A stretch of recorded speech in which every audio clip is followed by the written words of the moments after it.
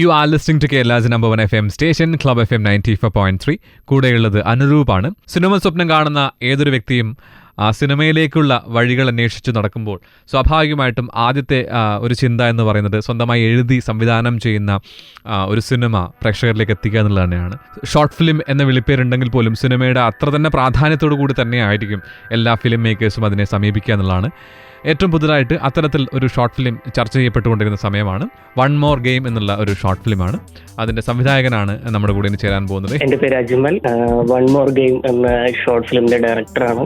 Okay, അപ്പോൾ എന്തായാലും ഒരു ഷോർട്ട് ഫിലിം ചർച്ച ചെയ്യപ്പെടുക എന്ന് പറഞ്ഞാൽ വളരെ ഇമ്പോർട്ടൻ്റ് ആണ്. എസ്പെഷ്യലി സോഷ്യൽ മീഡിയയിലും അല്ലെങ്കിൽ മറ്റ് മുഖ്യധാര മാധ്യമങ്ങളിലൂടെ ഒക്കെ തന്നെ ആ സിനിമയുമായി ബന്ധപ്പെട്ടുള്ള കാര്യങ്ങൾ ചർച്ച ചെയ്യപ്പെടുന്നു എന്നുള്ളതാണ്. എന്താണ് അജ്മൽ എന്ന് പറയുന്ന ഫിലിം മേക്കറുടെ ആദ്യത്തെ ചുവടുവയ്പ്പാണോ ഈ ഒരു ഷോർട്ട് ഫിലിം, അല്ലെങ്കിൽ ഇതിന് മുൻപ് ചെയ്തിട്ടുണ്ടോ? What's take on that? ഇത് ഫസ്റ്റ് ഷോർട്ട് ഫിലിം അല്ല. ആക്ച്വലി ഫസ്റ്റ് ഞാൻ അഭിരാമി എന്ന് പറഞ്ഞൊരു ഷോർട്ട് ഫിലിം ചെയ്തിരുന്നു. അതൊരു ചെറിയൊരു ബഡ്ജറ്റിൽ ഒരു ഷോർട്ട് ഫിലിം ആയിരുന്നു ചെയ്തത്. പിന്നെ അത് കഴിഞ്ഞിട്ട് കുക്കു എന്ന് പറഞ്ഞൊരു ഷോർട്ട് ഫിലിം ചെയ്തിരുന്നു. അതിനുശേഷം ഒരു വെബ് സീരീസ് ഒന്ന് ചെയ്തിരുന്നു, ദിവ്യ മൈ ഫസ്റ്റ് ലവ് എന്ന് പറഞ്ഞിട്ട്. ആക്ച്വലി ആ വെബ് സീരീസിൽ ഞാൻ അതിന്റെ എഡിറ്റർ, റൈറ്റർ, കളറിസ്റ്റ് ആയിരുന്നു. ഈ ഷോർട്ട് ഫിലിമിലെ ആർട്ട് അസോസിയേറ്റ് ചെയ്ത പുള്ളിയായിരുന്നു അതിന്റെ ഡയറക്ടർ. അത് കഴിഞ്ഞിട്ട് നിലവിൽ ചെയ്ത പുതിയ വർക്കാണ് വൺ മോർ ഗെയിം എന്ന് പറയുന്നത്. ഇതൊരു വെസ്റ്റേൺ സ്റ്റൈലിലുള്ള ഒരു മേക്കിങ്ങും അതിന്റെ ഭാഷ ഇംഗ്ലീഷാണ് ഉപയോഗിച്ചിട്ട്, ഡയലോഗ് ഒക്കെ. അപ്പം മലയാളി ആക്ടേഴ്സാണ് അഭിനയിച്ചിട്ടുള്ളത്. അപ്പൊ എന്തുകൊണ്ട് ഇങ്ങനൊരു ട്രീറ്റ്മെന്റ് ആ സിനിമയ്ക്ക് കഥാപാത്രങ്ങൾക്കൊക്കെ നൽകണമെന്ന് തീരുമാനിക്കുന്നത് എന്തുകൊണ്ടാണ്? ഭയങ്കര ഇൻട്രസ്റ്റിംഗ് ആയ ചോദ്യമായിരുന്നു. ഇത് ആക്ച്വലി ഞാൻ കോവിഡിന് ശേഷം വരുന്ന സിനിമകൾ പേഴ്സണലി എനിക്ക് ഫീൽ ചെയ്തിട്ടുള്ളത് കുറച്ച് സ്കെയില് ഫീൽ ചെയ്യാറുണ്ട്. അതായത് വരുന്ന സിനിമകളിലെ തിയേറ്റർ എക്സ്പീരിയൻസ് ഒരു സ്കെയില് പേഴ്സണലി എനിക്ക് തോന്നിയിട്ടുണ്ട്. അപ്പോൾ ഒരു ചെറിയൊരു ബഡ്ജറ്റില് കുറച്ച് പ്രൊഡക്ഷൻ കയ്യിലാണെങ്കിൽ ബഡ്ജറ്റും ഇല്ല, പക്ഷെ എങ്ങനെയെങ്കിലും ഒരു പ്രൊഡക്ഷൻ ഫീൽ ചെയ്യിപ്പിക്കുന്ന പോലെ ഒരു വർക്ക് പ്രസന്റ് ചെയ്യണം എന്നൊരു ആഗ്രഹം ഉണ്ടായിരുന്നു. ആ ഒരു തോട്ടിൽ നിന്നാണ് ആക്ച്വലി വിക്രം സിനിമയൊക്കെ ഒരു ഭയങ്കര ഇൻസ്പിറേഷൻ ആണ് ഇത് ചെയ്യാൻ.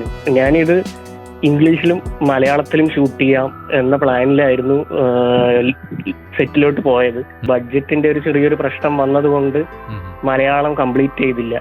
പിന്നെ ഒരു ലാംഗ്വേജിൽ പോവാം എന്ന് ഫിക്സ് ചെയ്തതായിരുന്നു. അങ്ങനെയായിരുന്നു ഇതിലോട്ട് എത്തിയത്. ഇതിൽ ഇൻഫ്ലുവൻസ് ചെയ്യപ്പെട്ട ഈ പറഞ്ഞ പോലെ നമ്മൾ കാണുന്ന സിനിമകൾ നമ്മെ സ്വാധീനിക്കുമല്ലോ പല രീതിയിൽ.